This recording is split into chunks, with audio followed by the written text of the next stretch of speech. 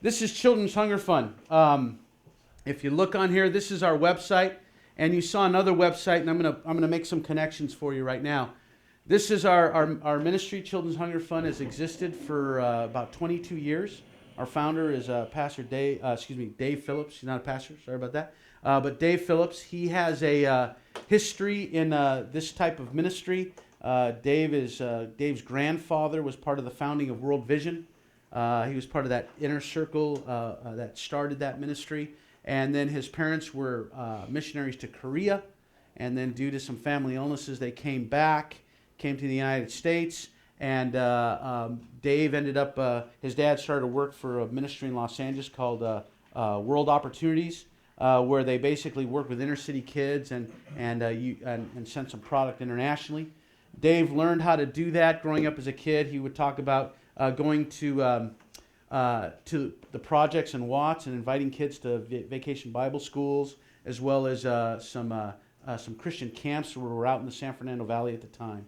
And so his heart was for this type of ministry, this kind of Christian service and caring for the needs of people. But he also had a big heart for the church. And he had seen some of the things that happen when an organization, a parachurch ministry, grows larger than the church. And sometimes they overshadow it and they become their own entity. And he had a desire to have a ministry that would not do that, but would really be a parachurch coming alongside the church and letting the church be at the forefront of what we do. And so that's really kind of like the startings of it. And it started right there in the San Fernando Valley. Had some key times. The 1994 earthquake, if you remember that, down in Northridge. That was a key time for the ministry because they had a small 3,000 square foot warehouse where they were working out of. And when the earthquake hit, FEMA contacted them and said that we've seen that you're the largest food distributor in the San Fernando Valley. Wow. And he said most of the services were always usually in the inner city of Los Angeles on the other side of the hill. And so FEMA said, we're going to start sending you product, which was kind of interesting because he knew the Jewish man that ran it.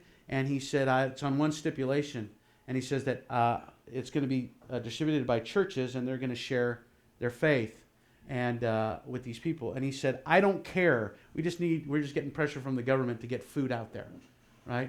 And so God uses that to push Children's Hunger Fund kind of in the forefront of things. When you say delivering hope to suffering children, oh, okay, Children's Hunger Fund, that makes sense. Okay, you guys work with kids, right? But here was the problem we were having.